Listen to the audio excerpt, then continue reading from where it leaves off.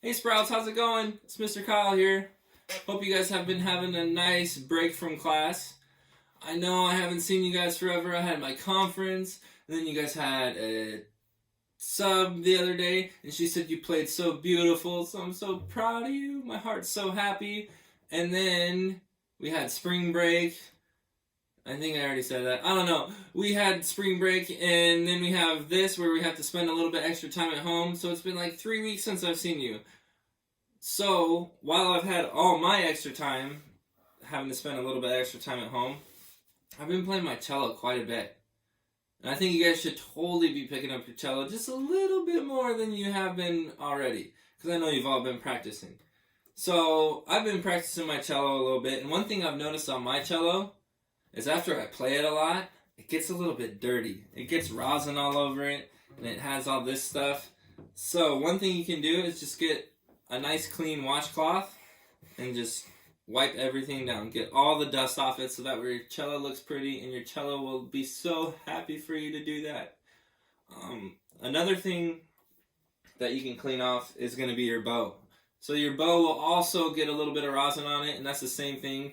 Just go ahead and have a washcloth and just go up and down on it. Make sure the washcloth isn't wet. We don't want water all over our instruments. That's not always a good thing, or ever a good thing. So definitely clean off your cello while you have the chance. Another thing that I've been thinking about is we haven't been to class, so we haven't been able to tune our instruments very well at home. Unless you guys already know how to tune, which that's awesome. If not, I'm going to walk you through just real quick a couple of little things to help you tune. So with the fine tuners down here, these are going to be just like if you're putting a screw into a piece of wood or tightening a bolt. It's going to be lefty-loosey, righty-tighty. So as I spin them right or clockwise, it's going to make the pitch higher because it's tightening the string. And as I spin it left, it's going to make it just a little bit lower every time, or counterclockwise. With the fine tuners, these adjustments aren't going to be as drastic, so the movements are still going to be really teeny, but we can be a little bit more lenient with them, and they're super helpful. Another thing that we can do is tune with our pegs. When we tune with our pegs, first off, we always have to have an adult with us to tune. Adults should always tune the instruments because these strings can be a little bit scary sometimes. So with these pegs, again, just super teeny tiny movements. That's the best advice I can give. It's just super teeny tiny movements. Because, here, I'll show you real quick. If I spin it just even a quarter of a turn, this is what happens. That's a quarter of a turn. And it's already just super loose. And on those little Sprout cellos, it's even more drastic. So just teeny turns. So as I'm tightening back up now, I'm using small and slow turns, and I'm turning it basically righty-tighty, lefty-loosey again. If you have the cello facing you like I do now, or have the cello like you're in playing position like I do now, you turn it backwards. And if you have the cello where it's facing you like this, then you're going to turn it away from yourself. So with that, teeny tiny movements, and then I'm also applying pressure in towards the peg box, because if I don't,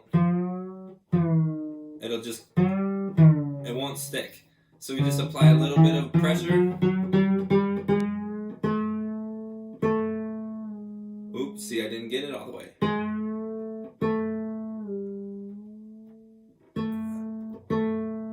And now I have it. So it might take a couple times, just like it just did for me. And I've done this probably, I don't know, hundreds if not thousands of times tuning with my pegs. So another thing that we can work on while we're at home, I know we've just got through tuning and we've really in cleaning our instruments. So one other thing we can check out is definitely check out our notes.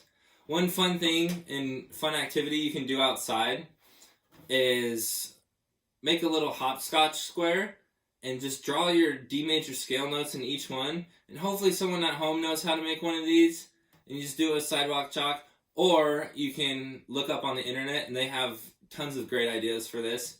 and you can just go ahead and throw your rock or your beanbag or whatever you have and go to that square and just review the notes as you go through.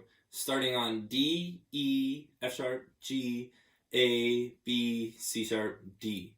And that's a really fun and interactive game that you can do to get you out of the house a little bit, to get you moving, and it's still super good review. Another thing that you can do is play Memory, the game Memory, where you lay out all the cards on the floor and you try to match them up. Usually we do it with like animals or maybe even letter cards. But one way we can do it with music notes is have the note on the staff on one card, and then on the other card have the actual letter name of the note. So if I had a G on the staff and I had the letter G, if I matched them up, boom, I have a pair. Maybe you can play someone at home and see if you can win. Super fun idea. Now, once we get to the cello itself, we can have a fun review time. Once we get back, we'll be on week 23, so we'll be reviewing all of our Sprouting Up songs, so definitely look at those, so that way we're ready to go. But one thing I would do is just go through the songs, maybe cut up a piece of paper and have the song names on each little one, put them in a fishbowl, and just pick them out. All the songs that we've learned up to this point. So that way, one day, boom, we're playing Rockabilly Blues Tune, and then stepping on the dance floor, and then who knows what's next, right? So I think that's a really fun idea on how to just kind of mix up your practicing a little bit. One thing that I would like you to work on is going to be our bow hold.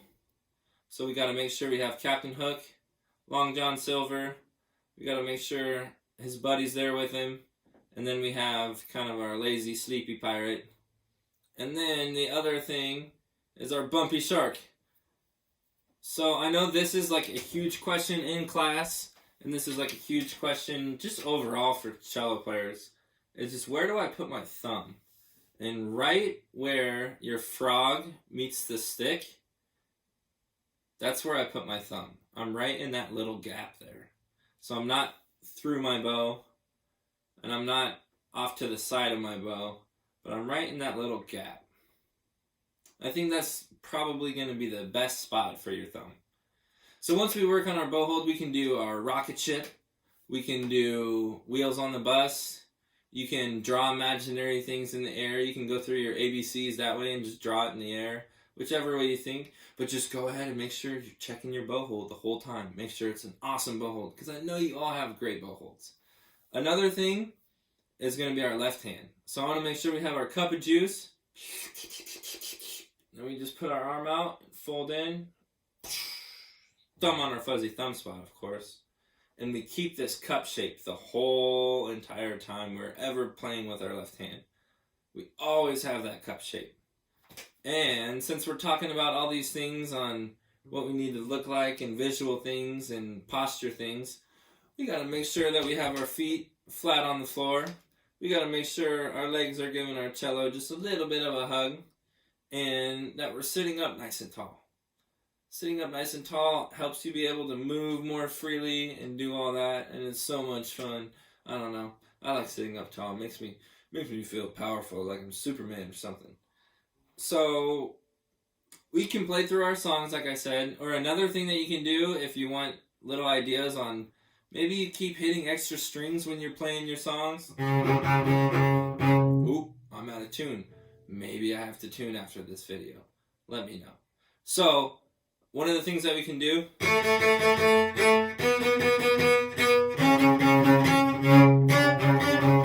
is make sure that we're only hitting one string at a time.